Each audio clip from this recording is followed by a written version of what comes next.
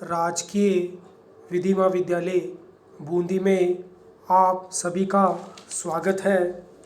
पिछले वीडियो में हमने विक्रय की संविदा क्या है तथा विक्रय की संविदा के आवश्यक तत्वों का अध्ययन किया था। आज का हमारा विषय है शर्त और वारंटी, कंडीशन एंड वारंटी। माल विक्रय अधिनियम 1930 की धारा 4 की उपधारा 2 में ये प्रावधान किया गया है कि विक्रय की संविदा आत्यंतिक या सशर्त हो सकेगी। तो माल विक्रय अधिनियम 1930 की धारा 4 की उपधारा 2 में ये प्रावधान किया गया है कि विक्रय की संविदा आत्यंतिक या सशर्त हो सकेगी, या तो विक्रय की संविदा शर्त सहित हो सकेगी या आत्यंतिक हो सकेगी। विक्रय की संविदा में अनेक निबंधन शर्तें हो सकती हैं और ये निबंधन दो प्रकार के होते हैं। नंबर 1 अभिव्यक्त निबंधन, जिसे अभिव्यक्त शर्त या वारंटी कहते हैं। नंबर 2 विवक्षित निबंधन, जिसे विवक्षित शर्त या वारंटी कहते हैं। शर्त एवं वारंटी के विषय में प्रावधान माल विक्रय अधिनियम 1930 की धारा 12 से 16 तक में प्रावधान किए गए हैं। विक्रय की संविदा में कोई निबंधन शर्त है या वारंटी, ये प्रत्येक संविदा के अर्थान्वयन पर निर्भर करता है। तो विक्रय की संविदा में कोई भी निबंधन शर्त है या वारंटी, ये प्रत्येक संविदा के अर्थान्वयन पर निर्भर करता है। उस संविदा का अर्थान्वयन करने पर ही इस बात का पता लगाया जा सकता है कि ये निबंधन शर्त है या वारंटी। अर्थान्वयन के आधार पर कोई निबंधन शर्त हो सकती है यदि संविदा का विक्रय संविदा का अर्थान्वयन किया जाता है, और अर्थान्वयन के आधार पर कोई निबंधन शर्त हो सकती है जबकि संविदा में उसे वारंटी लिखा हो। यदि संविदा में किसी निबंधन को वारंटी लिख दिया गया हो तो इसका अभिप्राय ये नहीं कि वह निबंधन वारंटी ही माना जाएगा। यदि उस निबंधन का अर्थान्वयन किया जाए और अर्थान्वयन के आधार पर वह निबंधन शर्त हो सकेगा जबकि संविदा में उसे वारंटी लिखा गया हो। इसी प्रकार कोई निबंधन वारंटी हो सकती है जबकि संविदा में उसे शर्त लिखा गया हो। यदि किसी निबंधन को संविदा में शर्त लिख दिया गया हो तो इसका मतलब नहीं है वह निबंधन शर्त की प्रकृति का होगा, वह वारंटी भी हो सकेगा। और इसका पता कब लगेगा कोई निबंधन शर्त है या वारंटी, यह उस संविदा के अर्थान्वयन पर निर्भर करता है कि कोई निबंधन शर्त है या वारंटी। कोई निबंधन शर्त है ये तब कहा जा सकता है जबकि वह संविदा के मुख्य प्रयोजन के लिए आवश्यक है। अतः कोई निबंधन शर्त तब कहा जाएगा जबकि वह संविदा के मुख्य प्रयोजन के लिए आवश्यक होता है, तथा कोई निबंधन वारंटी या आश्वासन तब कहा जाएगा जब वह उस संविदा के मुख्य प्रयोजन के लिए संपार्श्विक या सहायक हो। तो कोई निबंधन शर्त जब कहा जाएगा जब वह संविदा के मुख्य प्रयोजन के लिए आवश्यक हो, तथा कोई निबंधन वारंटी या आश्वासन तब कहा जाएगा जब वह उस संविदा के मुख्य प्रयोजन के संपार्श्विक हो या सहायक हो। शर्त के भंग होने पर संविदा को निराकृत अर्थात अस्वीकार करने का अधिकार उत्पन्न हो जाता है। यदि कोई निबंधन संविदा में शर्त की प्रकृति का है और शर्त का अगर भंग किया जाता है तो उस दशा में संविदा को निराकृत अर्थात अस्वीकार करने का अधिकार उत्पन्न हो जाता है। तथा यदि कोई निबंधन वारंटी की प्रकृति का होता है और उसको भंग किया जाता है तो वारंटी भंग किए जाने पर संविदा को निराकृत करने का अधिकार उत्पन्न नहीं होता, बल्कि नुकसानी का दावा करने का अधिकार उत्पन्न होता है। अतः यदि शर्त को भंग किया जाता है तो संविदा को ही अस्वीकार करने का अधिकार उत्पन्न हो जाता है, जबकि वारंटी के भंग किए जाने पर संविदा को अस्वीकार या निराकृत करने का अधिकार उत्पन्न नहीं होता, बल्कि नुकसानी के लिए दावा करने का अधिकार उत्पन्न होता है। अतः कोई निबंधन शर्त है या वारंटी, यह संविदा के अर्थान्वयन पर निर्भर करता है। संविदा के अर्थान्वयन पर ही कोई निबंधन शर्त है या वारंटी है, इसका पता लगाया जा सकता है। यदि शर्त भंग की जाती है तो संविदा को निराकृत या अस्वीकार करने का अधिकार प्राप्त हो जाता है, और यदि वारंटी भंग की दशा में संविदा को निराकृत या अस्वीकार करने का अधिकार उत्पन्न नहीं होता, बल्कि नुकसानी के लिए दावा करने का अधिकार उत्पन्न होता है। विवक्षित शर्तें माल विक्रय अधिनियम 1930 की धारा 14 व 15 में विवक्षित शर्त के बारे में प्रावधान किया गया है। धारा 14 की उपधारा 1 में विक्रेता को माल के विक्रय का अधिकार होता है।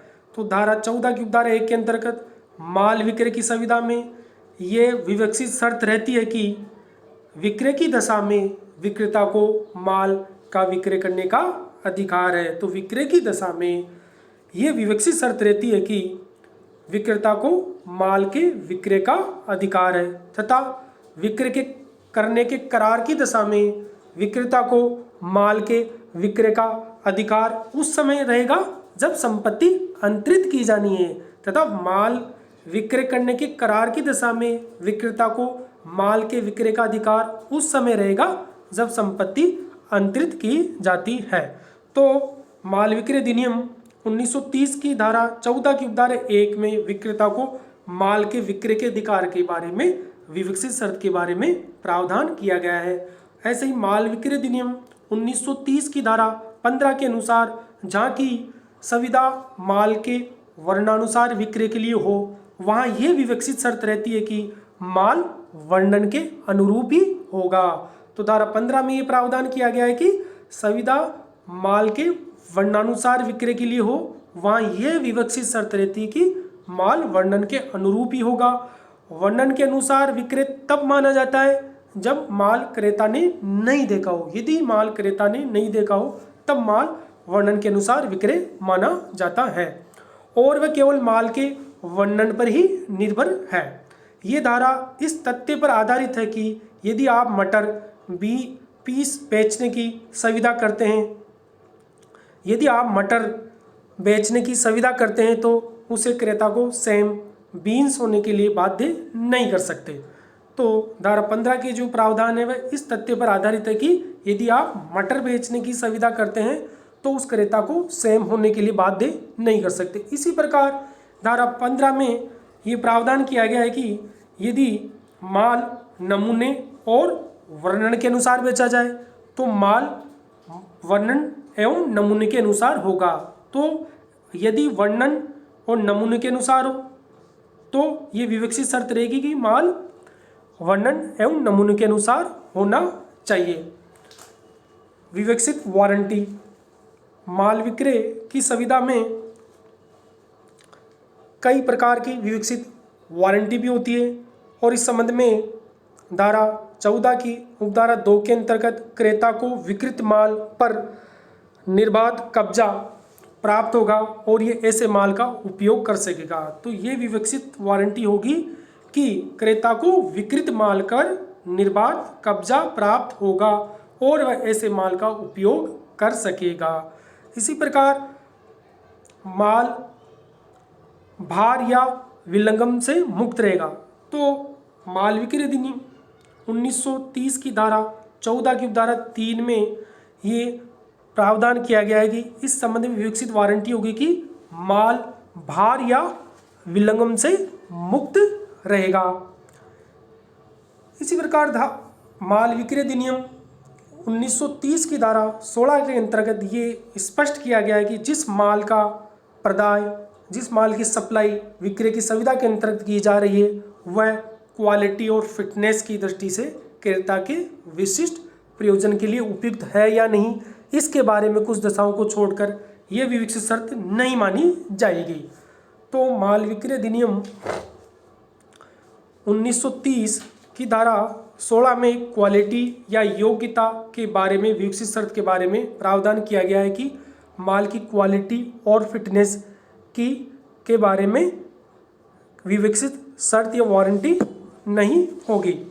इस प्रकार इस धारा के जो प्रावधान है उसको क्रेता सावधान के सिद्धांत पर आधारित है। तो धारा 16 में जो प्रावधान दिए गए हैं उसको क्रेता सावधान के सिद्धांत पर ये आधारित है। माल विक्रय अधिनियम 1930 की धारा 16 के प्रथम पैरा में क्रेता सावधान के सिद्धांत को भारत में समाविष्ट किया गया है। तो धारा 16 के प्रथम पैरा में क्रेता सावधान के नियम को समाविष्ट किया गया है। धारा 16 के प्रथम पैरा के अनुसार जिस माल का प्रदाय विक्रय की संविदा के अधीन किया गया है उसके गुण या किसी विशेष प्रयोजन के लिए माल की योग्यता के बारे में विवक्षित वारंटी या शर्त नहीं होगी।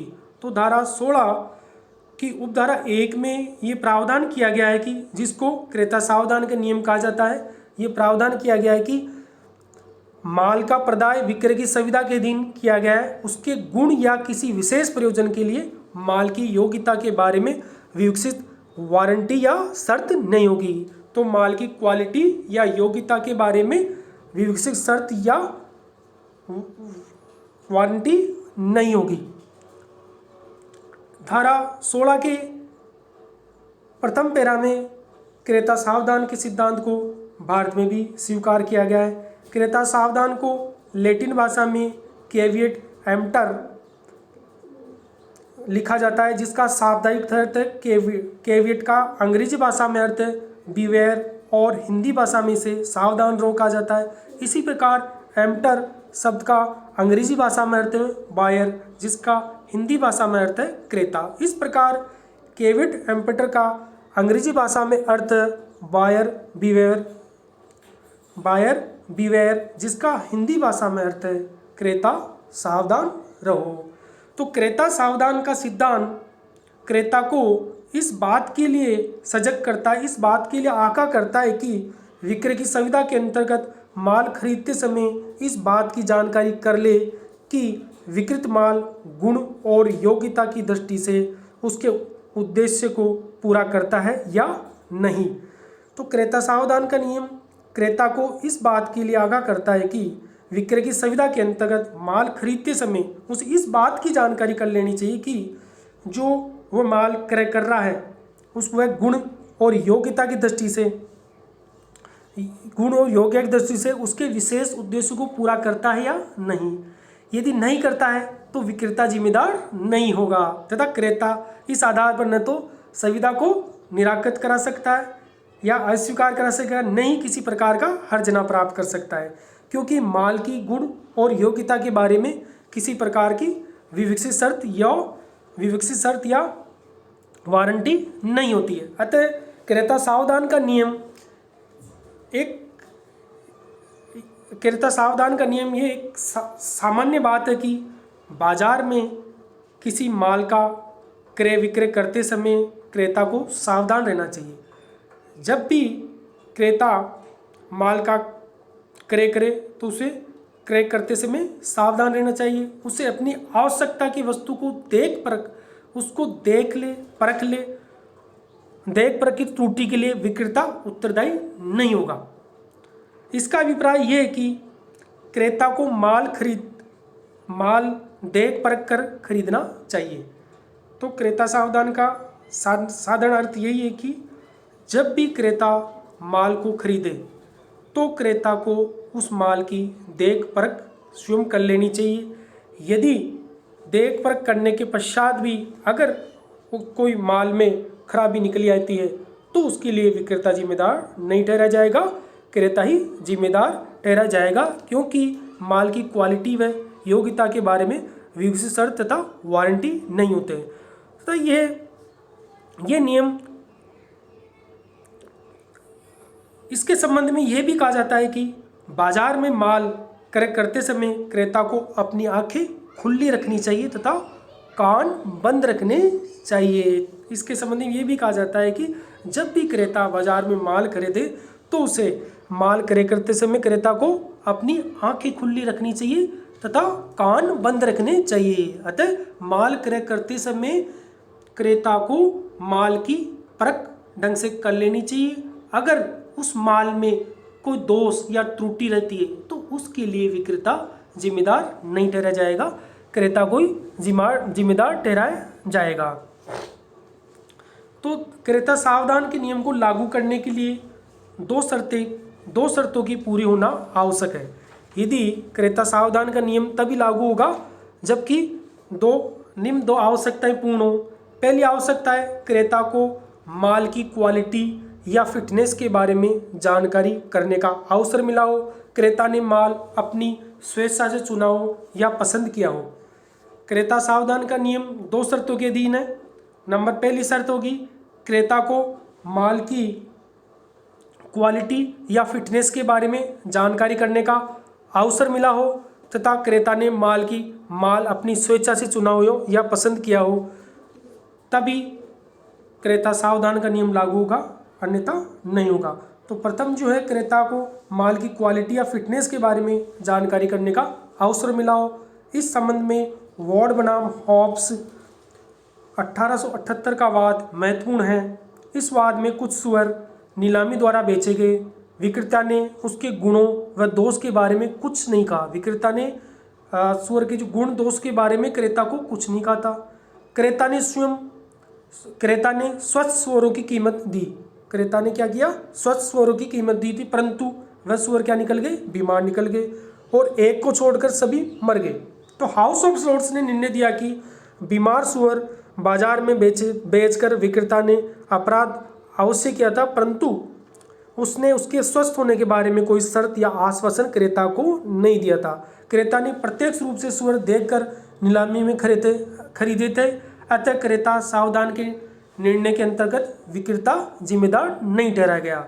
अतः क्रेता को माल की क्वालिटी व फिटनेस के बारे में जानकारी करने का पूर्ण अवसर मिला था। इसके आधार पर विक्रेता को जिम्मेदार नहीं ठहराया गया और क्रेता को जिम्मेदार ठहराया गया। इसी प्रकार क्रेता ने माल अपनी स्वेच्छा से चुना हो या पसंद किया हो, तभी क्रेता सावधान का नियम लागू होगा, अन्यथा नहीं होगा। इस संबंध में जोन्स बनाम पजेंट नामक वाद महत्वपूर्ण है। इस वाद में एक दर्जी ने विक्रेता से नीला कपड़ा वर्दी के लिए खरीदा। विक्रेता को क्रेता का उद्देश्य मालूम नहीं था। कपड़ा खराब होने के कारण वर्दी बनाने योग्य तो नहीं था, परंतु अन्य सभी प्रयोजन के लिए वह ठीक था, तो विक्रेता को दायी नहीं ठहराया गया। अतः क्रेता सावधान का नियम को लागू होने के लिए दो शर्तें पूरी होना आवश्यक है। क्रेता को माल की क्वालिटी या फिटनेस के बारे में जानकारी करने का अवसर मिला हो और क्रेता ने माल अपनी स्वेच्छा से चुना हो, तभी क्रेता सावधान का नियम लागू होगा, अन्यथा लागू नहीं होगा। तो क्रेता सावधान के कुछ अपवाद भी है। क्रेता सावधान का नियम कब लागू नहीं होगा? तो क्रेता सावधान का नियम 4 दशाओं में लागू नहीं होगा और इसके अपवादों को माल विक्रय अधिनियम 1930 की धारा 16 की उपधारा 1, उपधारा 2, उपधारा 3 और 4 में इसके 4 अपवादों का उल्लेख किया गया है, जिसके अंतर्गत क्रेता सावधान का नियम लागू नहीं होगा और इसके लिए विक्रेता उत्तरदायी ठहराया जाएगा। जो पहला जो अपवाद है, जब क्रेता ने अपना विशिष्ट प्रयोजन विक्रेता को ज्ञात करा दिया हो। यदि क्रेता ने अपना विशिष्ट प्रयोजन विक्रेता को ज्ञात करा दिया गया हो, उस दशा में क्रेता सावधान का नियम लागू नहीं होगा। नंबर 2, यदि वर्णानुसार माल का क्रय करना, वर्णानुसार विक्रय की दशा में वाणिज्यिक क्वालिटी का होने के बारे में क्रेता सावधान का नियम लागू नहीं होगा। इस संबंध में प्रावधान माल विक्रय अधिनियम 1930 की धारा 16 की उपधारा 2 में किया गया है, जिसके अनुसार जहां माल क्रेता ने विक्रेता के वर्णानुसार खरीदा है, जिस वर्णन के माल का कारोबार विक्रेता करता है, तो माल की वाणिज्यिक क्वालिटी नहीं होने पर विक्रेता स्वयं जिम्मेदार होगा। तो इस दशा में क्रेता सावधान का नियम लागू नहीं होगा और इसके लिए विक्रेता जिम्मेदार होगा। तीसरा जो इसका अपवाद है वह धारा 16 की उपधारा 3 में इसका प्रावधान किया गया है। क्वालिटी व फिटनेस की शर्त व्यापारिक प्रथा के आधार पर हो सकेगी। जो क्वालिटी और जो उसके माल की फिटनेस की शर्त है वह व्यापारिक प्रथा के आधार पर हो सकेगी। और अगर व्यापार की प्रथा ऐसी है जिसके आधार पर माल की फिटनेस और क्वालिटी के बारे में विकसित शर्त या विकसित वारंटी हो सकेगी। अगर माल की क्वालिटी और फिटनेस में कोई त्रुटि है तो इसके लिए विक्रेता जिम्मेदार होगा, क्रेता लायबल नहीं होगा। जो चौथा जो अपवाद है वो धारा 16 की उपधारा 4 में उसका उल्लेख किया गया है, अभिव्यक्त शर्त या वारंटी। इस अधिनियम द्वारा वर्णित विकसित शर्त या वारंटी को नकार नहीं सकती जब तक कि वह उससे असंगत न हो। तो धारा 16 की उपधारा 4 में ये प्रावधान किया गया है कि विकसित शर्त या वारंटी को नकार नहीं जा सकता जब तक कि वह उससे असंगत न हो। तो क्रेता सावधान का जो नियम है वह धारा 16 की उपधारा 1 में प्रावधान किया गया है, जिसके अनुसार माल की क्वालिटी तथा योग्यता के बारे में कोई विवक्षित शर्त या वारंटी नहीं होगी। तो क्रेता सावधान का नियम क्रेता को यह आगाह करता है कि जब भी वह बाजार में माल क्रय करे वह उसकी जांच परख स्वयं कर ले। अगर माल में कोई त्रुटि निकलती है तो उसके लिए विक्रेता जिम्मेदार नहीं होगा, उसके लिए क्रेता ही जिम्मेदार होगा। क्रेता सावधान के नियम को लागू होने के लिए 2 शर्तों की पूरी होना आवश्यक है। प्रथम शर्त है क्रेता को माल की क्वालिटी या फिटनेस के बारे में जानकारी करने का अवसर प्राप्त हो। दूसरी जो शर्त है वह क्रेता ने माल अपनी स्वेच्छा से चुना हो या पसंद किया हो, उस दशा में क्रेता सावधान का नियम लागू होगा, अन्यथा लागू नहीं होगा। और क्रेता सावधान के नियम के ही 4 अपवादों का उल्लेख धारा 16 की उपधारा 1, उपधारा 2, उपधारा 3 और उपधारा 4 में किया गया है, जिसमें क्रेता सावधान का नियम लागू नहीं होगा। अतः माल विक्रय की सुविधा में अनेक विकसित शर्त एवं कई प्रकार की विकसित वारंटी होती है।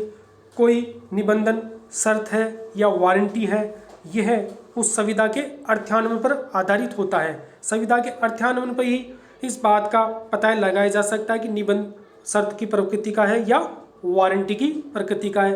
शर्त भंग करने पर सुविधा को निराकृत या अस्वीकार करने का अधिकार उत्पन्न हो जाता है, जबकि वारंटी भंग किए जाने पर सुविधा को निराकृत या अस्वीकार करने का अधिकार उत्पन्न नहीं होता, बल्कि नुकसानी के लिए दावा करने का अधिकार उत्पन्न होता है। Thank you.